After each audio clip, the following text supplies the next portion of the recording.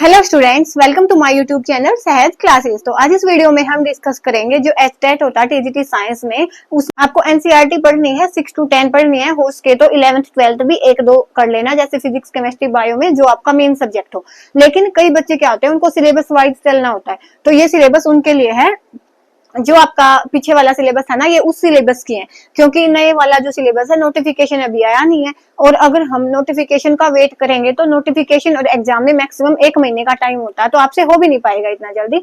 और मैक्सिमम से मैक्सिमम क्या हो सकता है कि 2-4 यूनिट है वो ऐड हो जाए, 2-4 यूनिट है वो कट जाए, इतना ही होगा ना। तो सिलेबस आने के बाद शुरू करने से अच्छा हम अभी जो पहले वाला सिलेबस है उसको पढ़ ले, क्योंकि जो बाद में आएगा वो तो हम बाद में देख के भी, अगर एक्स्ट्रा 2-4 यूनिट आई भी तो हम बाद में उनको पढ़ सकते हैं। अगर स्टार्टिंग से हम पढ़ने लगेंगे तो वो नहीं हो पाएगा। तो इसके लिए आपको जो पहले वाला सिलेबस है वो तो पढ़ना ही पढ़ना है। तो इसी वाला देखो, यहाँ पे हम डिस्कस करेंगे फिजिक्स वाला।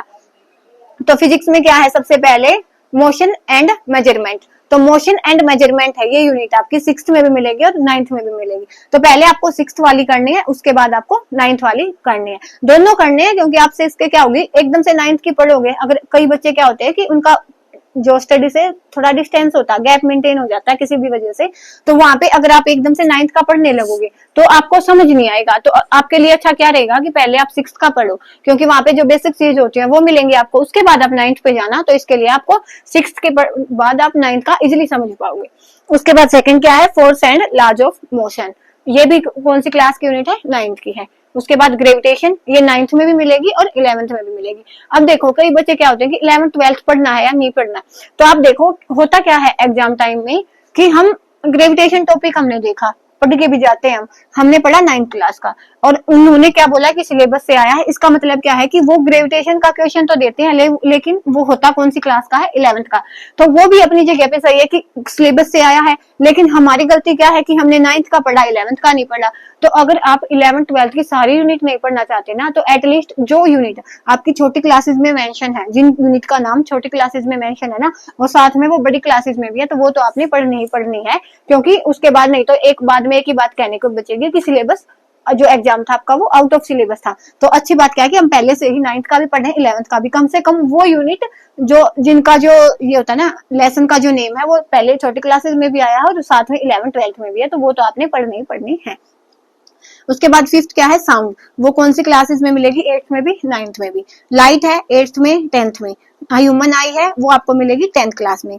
उसके बाद है इलेक्ट्रिसिटी एंड सर्किट्स, वो आपको 8th में भी मिलेगी और 10th में भी मिलेगी। एनसीईआरटी की बुक है, वहां से आपको ये पढ़नी है। उसके बाद 9th है magnetic effect of electric current, तो वो आपको 10th में भी मिलेगी और 12th में भी। तो ये जो यूनिट है ना, जैसे ये 9th 11th है तो ये भी पढ़नी, ये भी और ये भी, जैसे ये वाली, हाँ बाकी तो 10th तक ही है, तो 10th लग तो आपने पढ़ना ही है। 11th की जो यूनिट है जो पहले मेंशन है, तो आप देखना एग्जाम का लेवल, वहां पे फिजिक्स हमें लगता है कि हाई लेवल की आई हुई है, सबको लगता है अपने टाइम पे कि फिजिक्स है वो आउट ऑफ सिलेबस है। लेकिन फिजिक्स होता क्या है कि ग्रेविटेशन से ही होता है क्वेश्चन, वो होता 11th क्लास से है, पढ़ते हम 9th तक है। तो उसके बाद बस अफसोस बचता है, तो इसलिए आपने पहले 9th की भी पढ़नी है और 11th की भी पढ़नी है। उसके बाद क्या होता है कि कई बच्चे एनसीईआरटी बैठ के नहीं पढ़ सकते, क्योंकि वहां पे क्या होता है कि सीधी लाइन दी होती है डाटाबेस, मतलब इतनी खोल के चीजें नहीं समझाई होती है एनसीईआरटी में। तो वहां पे आपने क्या करना है, आपको यूट्यूब पे बहुत सारी जो वीडियोज मिलेंगी एनसीईआरटी लाइन बाय लाइन की, आज के टाइम पे यूट्यूब पे सब अवेलेबल है। तो वहां पे आपने क्या करना है कि जैसे आपको एनसीईआरटी मिलेगी ना लाइन बाय लाइन, तो वहां से आपने क्या करना है, जैसे ये है मोशन एंड मेजरमेंट, तो पहले आपने 6th क्लास की ढूंढनी है यूट्यूब पर, उसके नोट्स बनाने हैं खुद से। पहले सिलेबस लिखो अपनी कॉपी पे, 1 बाय 1 टिक करते चलो कि ये हो गया ये हो गया। उसके बाद 6th क्लास की एनसीईआरटी की जो लाइन बाय लाइन है उसको ढूंढो, वहां से आपने वो ढूंढी।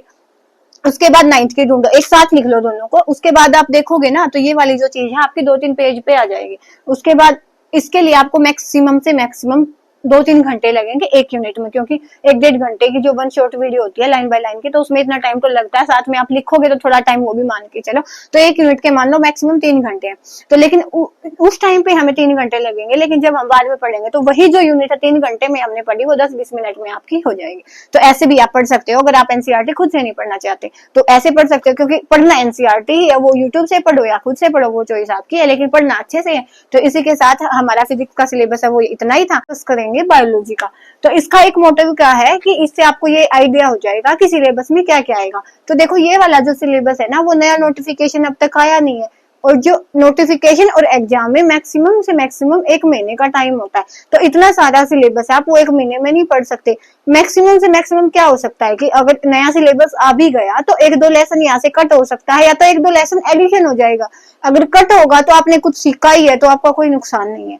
और अगर एडिशन हुआ तो भी अगर आपने क्या करना है, इतना सिलेबस आपको पहले से आता है और 1-2 लेसन आपको एक्स्ट्रा पढ़ना है, तो एक बर्डन फील नहीं होगा।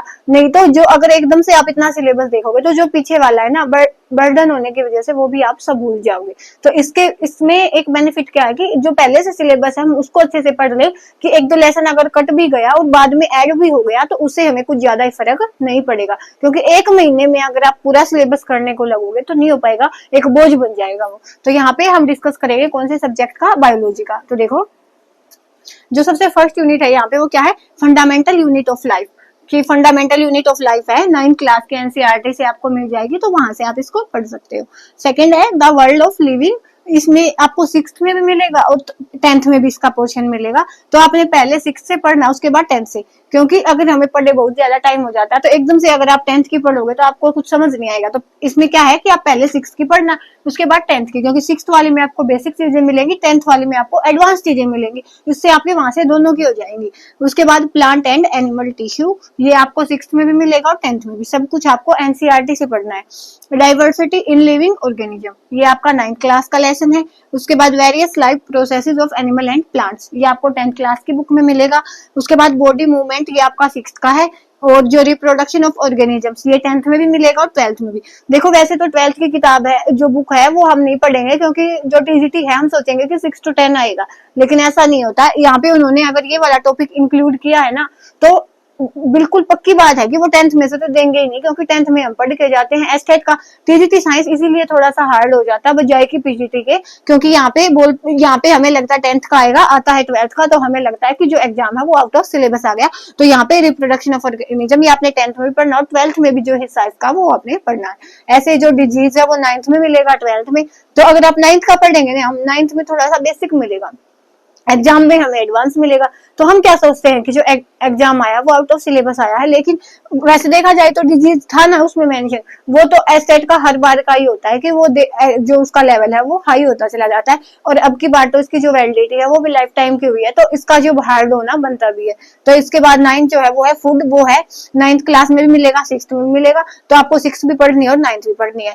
आपने जो भी दिया है ना उसको सभी क्लासेस से पढ़ना है। अगर एक लेसन बाई चांस मैंने अपने लेवल पे मैंने बेस्ट देखा है कि मैं आपको अच्छे से बता पाऊं, लेकिन फिर भी अगर आपको भी लगता है कि कोई लेसन अगर यहाँ पे छूट जाता है कि कोई छोटे वाली क्लासेस में मैंने नहीं लिखा, तो आप कमेंट सेक्शन में बता सकते हैं। उसके बाद पढ़ना आपने एनसीईआरटी से है। इसके लिए मैंने अपनी हर वीडियो में बताया है कि अगर आप एनसीईआरटी नहीं पढ़ना चाहते तो सेकंड ऑप्शन है आपका खुद से अपने नोट्स बनाओ। कैसे बनाओगे नोट्स? पहले सिलेबस लिखो, एक जो कॉपी आप लिखोगे उसमें फ्रंट पेज पे अपना सिलेबस लिखो। सिलेबस लिखने के बाद उसके बाद आपने देखना जैसे हमने ये सिलेबस लिखा, उसके बाद हम लिखेंगे जैसे ये वाली यूनिट हमने ली द वर्ल्ड ऑफ लिविंग, ये 6th में भी है 10th में भी है। तो हम क्या करेंगे, पहले यूट्यूब से जो बहुत सी वीडियो मिलेंगी आपको एनसीईआरटी लाइन बाय लाइन की, तो वहां से हम क्या करेंगे कि 6th वाला पहले वो लिखेंगे। मैक्सिमम से मैक्सिमम एक पेज पे 6th आपकी हो जाएगी, इतना ज्यादा 6th में कोई लंबा चौड़ी जो यूनिट है वो नहीं होती। उसके बाद आई 10th की, 2-3 पेज की ये होगी, तो मैक्सिमम 3-4 पेज पे आपकी ये यूनिट हो जाएगी। इसमें आपको मैक्सिमम से मैक्सिमम 3 घंटे लगेंगे, तो 3 घंटे लगेंगे, लेकिन बाद में जब उसको पढ़ोगे ना आप वही चीज आपकी 10-20 मिनट में हो जाएगी। तो आपने क्या करना है, खुद से नोट्स बनाओ। आप इसके एनसीईआरटी पढ़ के ही बनाने नोट्स, ये नहीं है कि आपने वैसे वीडियो नहीं देखनी। वीडियो देखोगे तो ऐसी वीडियो देखोगे जिसमें आपको एनसीईआरटी पढ़ाई हुई मिलेगी, क्योंकि वैसे तो हम पढ़ाते हैं ना, तो कोई जैसे मैं ही पढ़ाऊं तो हो सकता है कि कोई ना कोई पॉइंट है वो वहां से स्किप हो जाए, लेकिन जब हम एनसीईआरटी को लाइन बाय लाइन पढ़ाते हैं ना तो उसमें क्या होता है कि हमें दिख जाता है, बाई चांस जो पढ़ाएगा उससे मिस भी हो जाएगी तो हमारे सामने बुक होगी तो हमें दिखेगा कि ये वाली जो लाइन है वो रह गई। तो सबसे बड़ी ऑप्शन यही है कि आप लाइन बाय लाइन वाली से पढ़ना, ऐसे मत पढ़ना। ऐसे में क्या होता है कि कोई पॉइंट है जो पढ़ाना वो भूल जाते, क्या पता एग्जाम में वही पूछ ले। तो एनसीईआरटी पढ़ लेना, इसमें कोई भी रिस्क लेने वाली बात नहीं है कि आप एनसीईआरटी को ना पढ़ो। तो ये वाली जो लेसन थे वो किसके लिए थे, बायोलॉजी के लिए थे। हम डिस्कस करेंगे क्या कि केमिस्ट्री का कौन सा पोर्शन होगा। तो यहाँ पे मैंने सब यूनिट यहाँ पे लिखी हुई है कि कौन सी यूनिट आएंगी, साथ में इनकी क्लासेस लिखी हुई है कि कौन सी क्लास से यूनिट है, क्योंकि इसका ही बच्चों का डाउट क्या होता है कि उन्हें स्पेसिफिकली यूनिट को ही पढ़ना होता है। वैसे तो 6 to 10 सबको पता होता है, लेकिन उनको बच्चों को क्या होता है कि यूनिट वाइज कवर करना होता है। तो स्पेसिफिकली जो अब तक अपना जो 2024 वाला है ना, उसका नोटिफिकेशन नहीं आया, लेकिन जो सब्जेक्ट का सिलेबस है वो ऑलमोस्ट सेम ही होता, वो चेंज नहीं होता। तो जो इससे पहले वाला नोटिफिकेशन था उसमें जो सिलेबस मेंशन था, हम वहां पे ये डिस्कस करेंगे।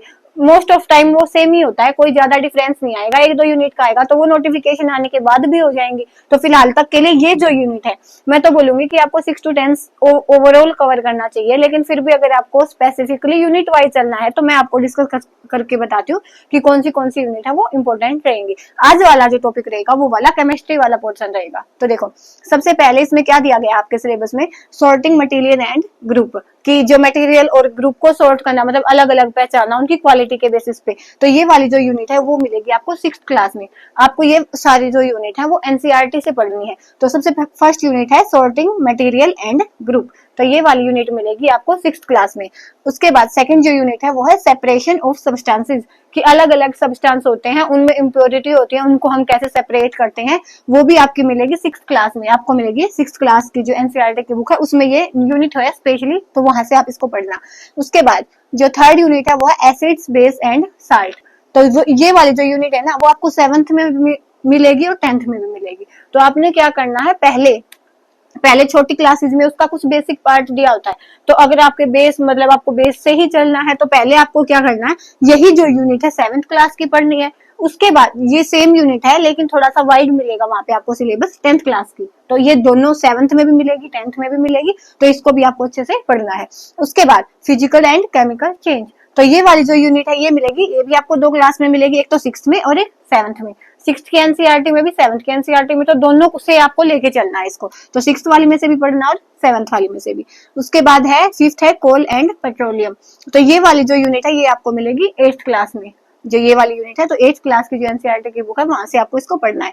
उसके बाद 6th है कंबशन एंड फ्लेम, ये भी आपको कहां से मिलेगी, 8th क्लास की एनसीईआरटी। अगर कोई बच्चा जिसको बुक पढ़ने में थोड़ा सा मतलब ये दिक्कत महसूस होती है, तो आपको क्या करना है, जैसे यूट्यूब पे आपको बहुत सारे चैनल मिलेंगे जिनमें एनसीईआरटी लाइन बाय लाइन पढ़ाई मिलेगी, तो आपने वहां से एनसीईआरटी को एक बार पढ़ के या तो आपके खुद के नोट्स बना लेने हैं, शॉर्ट नोट्स, जिसको आप बार बार पढ़ सको, या तो फिर आपको एनसीईआरटी में हाईलाइट कर लेना पॉइंट को, एक बार वहां से पढ़ लेना, उसके बाद आप पढ़ोगे तो आपको अच्छा लगेगा पढ़ने में। अदरवाइज कि आप सीधा बुक से पढ़ोगे, एक पहले आप अगर 1 शॉट की वीडियो होती है वो मैक्सिमम 1-1.5 घंटे की होती है, तो आप देख लो आपके पास अभी तो बहुत टाइम है, तो अगर आप वहां से वो 1-1.5 घंटे की वीडियो देखोगे उसके बाद बुक में से पढ़ोगे तो आपको अच्छे से समझ आएगा।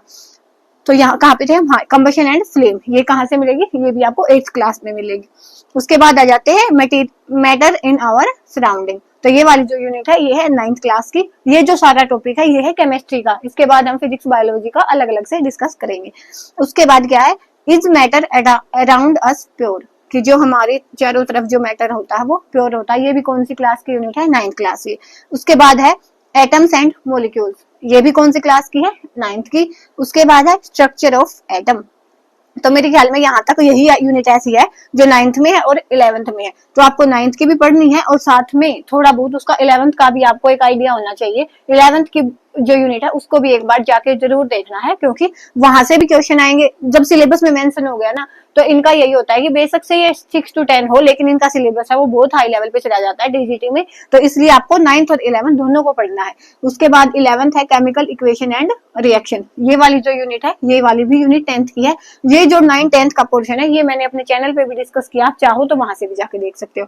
उसके बाद है 12th metal and non metals, ये आपको 8th में भी मिलेगी और 10th में भी मिलेगी। तो जो पहले छोटी क्लासेस में है ना उनको जाके पढ़ा करो, ताकि आपका जो माइंड सेट है वो उसको लेके पहले कुछ पता हो। जैसे हम एकदम से 10th की पढ़ेंगे तो हमें समझ नहीं आएगा, लेकिन पहले हम 8th की पढ़ेंगे, जिसको आता है पहले से उसके लिए नहीं है, जो बिल्कुल बेसिक से शुरू करेगा। कई बच्चे होते हैं जिन्होंने एक लॉन्ग टाइम के बाद पढ़ाई शुरू करनी होती है, तो उनको बेस से लेके चलना होता है। तो आपको पहले 8th की पढ़नी है, उसके बाद 10th की पढ़नी है। उसके बाद है कार्बन एंड इट्स कंपाउंड्स, ये भी कौन सी क्लास की यूनिट है, 10th की है। तो ये जो सारी यूनिट है ना ये किसके लिए है, टीजीटी साइंस के लिए, और केमिस्ट्री की यूनिट है जो मेनली उनके लिए है। तो ये वाली जो यूनिट है इनको आपने अच्छे से करना है, बिल्कुल लाइन बाय लाइन, क्योंकि स्टेट में क्या होता है लाइन बाय लाइन भी क्वेश्चन उठ जाते हैं। तो ये वाली चीजें जो हमें पता है कि ये आ सकता है, वो तो पहले अच्छे से पढ़ो। वैसे तो बहुत सी चीजें आ जाती है जो मतलब एक लेवल हाई होता है उनका, लेकिन जो पहले बेसिक होता है हमने वही नहीं पढ़ा तो हम कैसे सवाल करेंगे कि हाई लेवल का था, क्योंकि जो चीजें हमें आती हैं एटलीस्ट हमारा वो तो गलत ना हो। तो इसके लिए आपको जो यहाँ पे सिलेबस मेंशन है कम से कम वो तो अच्छे से करना ही है, उसके बाद ही आपको आप हाई लेवल के क्वेश्चन को अच्छे से कर पाओगे। तो ये वाली जो यूनिट थी किसके लिए थी, केमिस्ट्री एचटेट टीजीटी साइंस के लिए। Thanks for watching my